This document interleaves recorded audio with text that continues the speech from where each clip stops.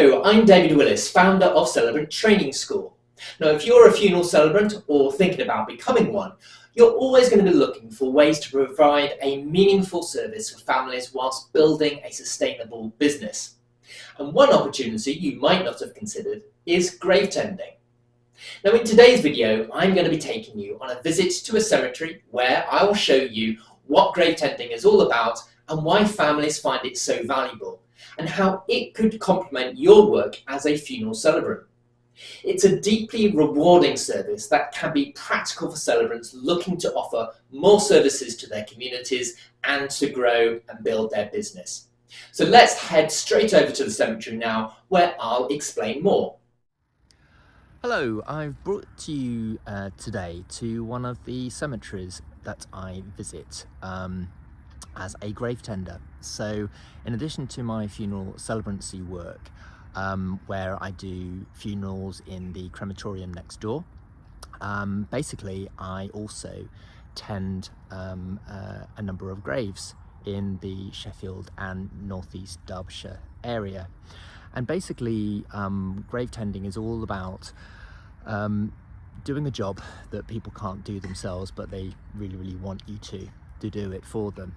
And basically it involves clearing away old flowers, giving maybe a headstone or a monument a clean, and then replacing the water, and then putting fresh flowers down.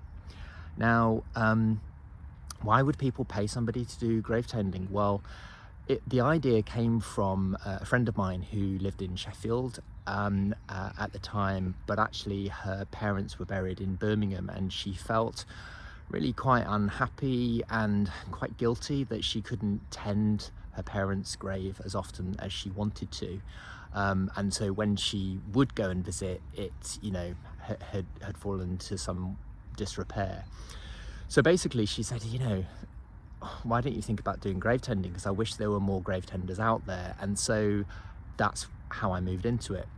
Now, to be a grave tender, you need to have, I guess you don't need to, but what I have and the way I work it is, because I've got a website already as a wedding celebrant, and it has online payment systems. Basically, I set up a new grave tending set of pages to my website, and it's got a number of different subscription options that families can subscribe to. And what that means is that they can choose how frequently they want me to visit the grave. So most get me to go along monthly, some get me to go along bi-monthly, sometimes they're quarterly. But basically it's up to them, they're in control, and they can stop the subscription whenever they like. But what it does is that when I get a notification through and I go and visit a grave, obviously I've spoken to the family beforehand, I've identified where it is, what they're wanting me to do, what their preferences are. I also get them to sort of tell me what are the key dates that they want me to make sure I visit. So normally their birthdays, anniversaries, and things like that. And I put those in my diary. So obviously I've always got a plan to follow, but it can be flexible. It varies depending upon sometimes the weather, but basically I honour the wishes that my families ask of me. I go along, I visit the cemetery where the grave stone is, and I do all those things. So I give it a clean, etc, etc. Now I take a photo before I start, do what I do, replace the flowers. I really enjoy doing that. I like flower arranging, and I like landscaping, I like gardening, it's my thing. So consequently I get great pleasure after that.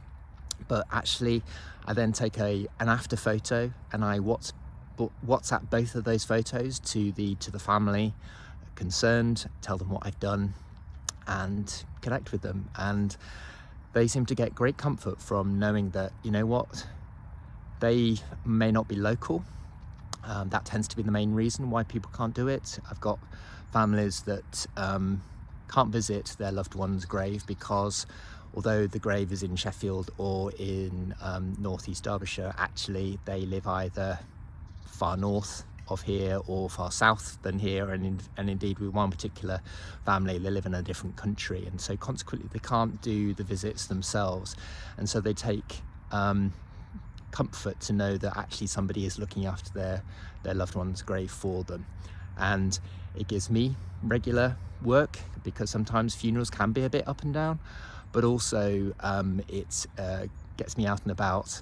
And I mean, today I'm in my scruffs because I've not got any other funerals to do today, and I wanted to do the visit today for a key date with the family that I'm working for today. However, sometimes I will coincide this with a visit to a crematorium next door where I'm doing a funeral service, so it ties in quite well, and it's really convenient for me and also for the family as well.